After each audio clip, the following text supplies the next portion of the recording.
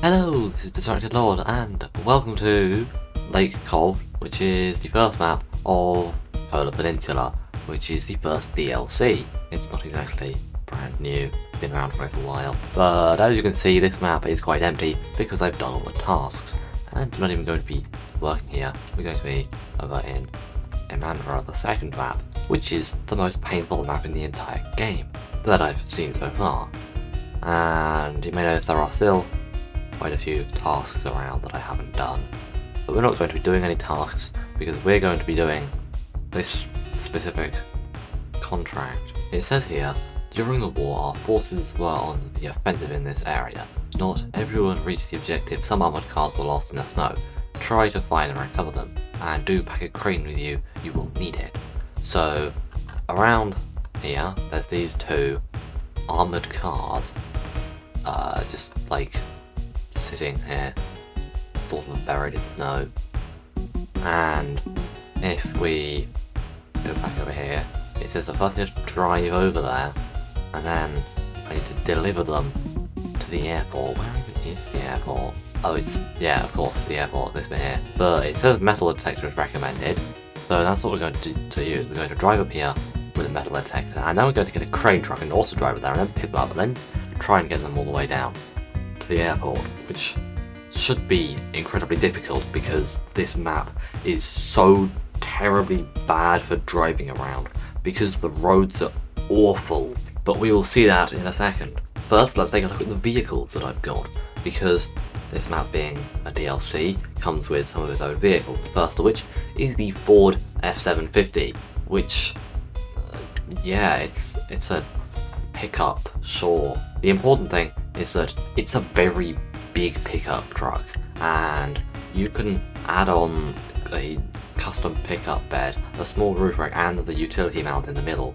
You can have 500 repair parts and 320 spare fuel, no, 330 spare fuel, which is kind of ridiculous. Oh, and you've also got 8 spare wheels. It's not the best thing in the game, especially with these lower performing engines. As you can see, these would make its power to weight be C, as it says over here, and that's not particularly good. With these engines a bit underpowered, you have to really get out the big engine here, which drinks a lot more fuel, but where you're carrying tons of it spare, so you're fine. It also means that you then have the power to actually drive up a steep hill. We then have the TUS 16 Action, which is an interesting little thing, because it's one of those short, tiny little truck things, like the little Zix.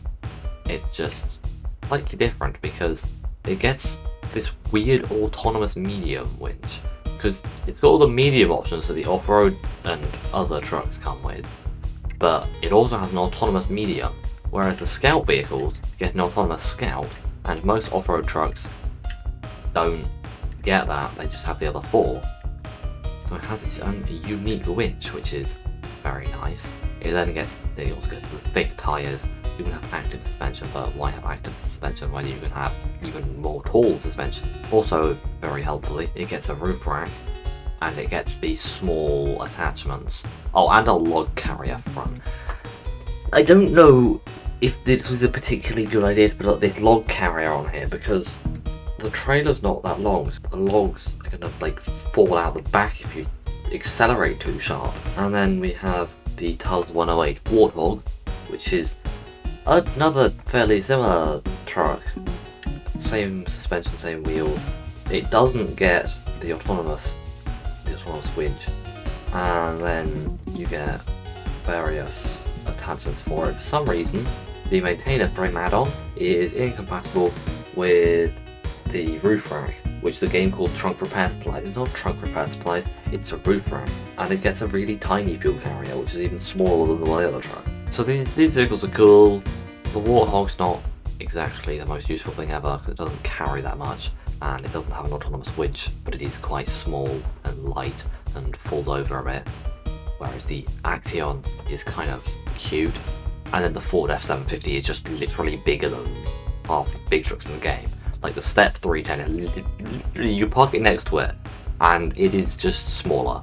But anyway, we can't actually use any of these vehicles for what I want to do today, because none of them are compatible with metal detector add-on, which is why I have this step, because it does get the metal detector. Take a look at this thing. Wow, it looks so nice. No idea how it works.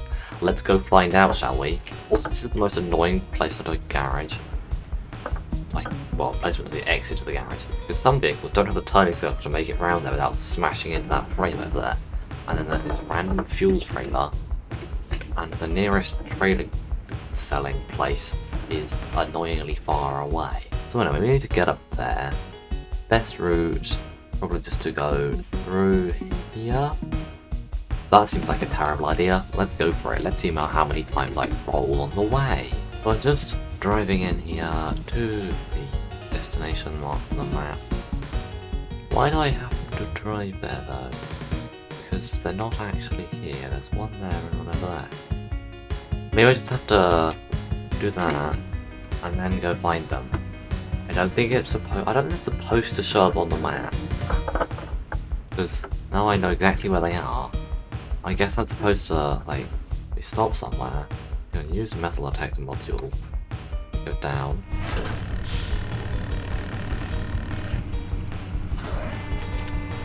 What does it do? It goes down, it goes bzzz, and then it comes back up again.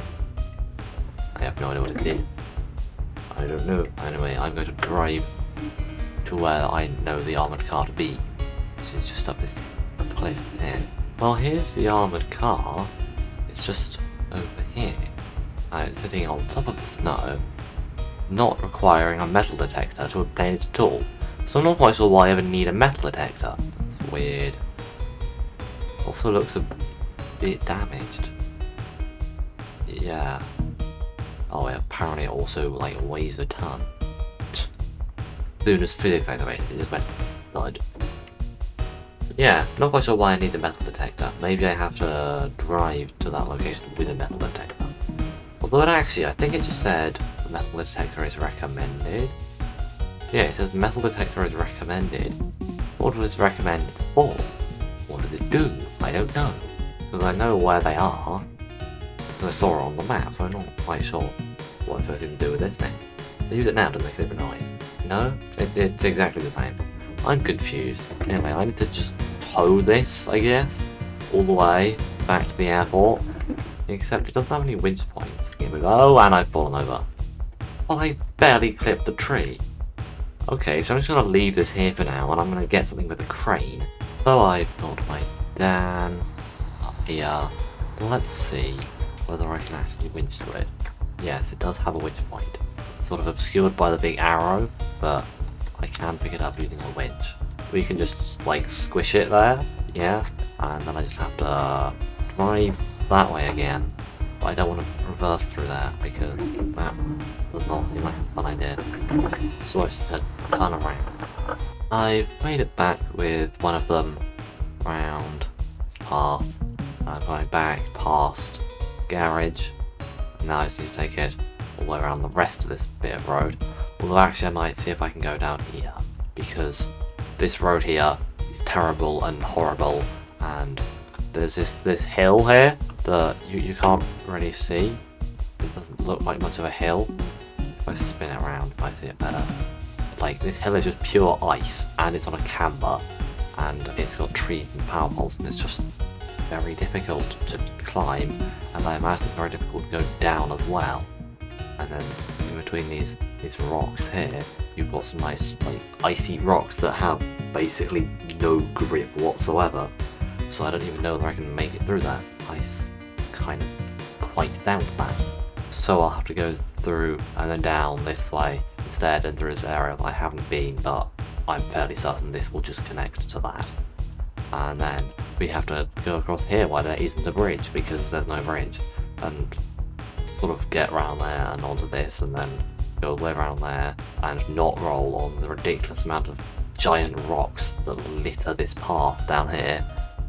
And then we can finally get around to the airport. So let's just start driving down the nicest bit of path there is the whole way. Well, this is a bit of a problem. I've driven like 20 meters down the road. Okay, it's a bit further than that. But there's a rock wall of some sort blocking the road a bit. So we're going to have to go off-road to get around this bit of rock on the road. By road, I mean icy rock. With a bit of help from the Action on some chain tyres, I've got it through the icy section and then come around here, and this area from here is all covered in rocks, but well, I can take a slightly shorter route and just drive around it on the snow, and then I can just come in the back of the airport as is definitely intended. There is an entranceway on the other side, but why would I use that when I can drive in over here? Oh, but I need it as cargo because it's a cargo. Ah yes, that means I'm going to have to bring something down with a flatbed or something so that I can put it on that, and then I can unload it from there because it counts as a cargo, and so it has to work in the weird way that cargo works in this game. And I'll probably go to the other one first and just do them both at once because that seems easier. So I loaded the second one onto my as of 5319 and I've brought it down to the airport, so we can just unload that, and then I can stop to crane mode and go and get the other one.